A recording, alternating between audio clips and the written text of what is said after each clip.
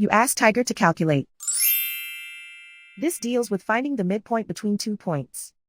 The midpoint between the 2 points is 3,1480. Let's solve it step by step. Plot the 2 points and calculate the midpoint using the formula. The coordinates of point 1 are x1 equals 0, y1 equals 1501. The coordinates of point 2 are x2 equals 6, y2 equals 1459. PM represents the midpoint of the 2 points.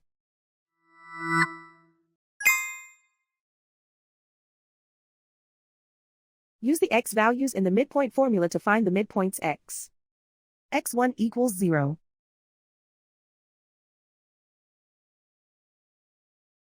x2 equals 6.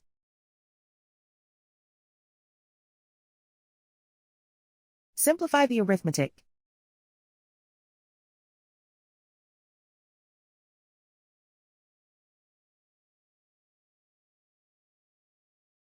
Use the y values in the midpoint formula to find the midpoints y. y1 equals 1501. y2 equals 1459. Simplify the arithmetic.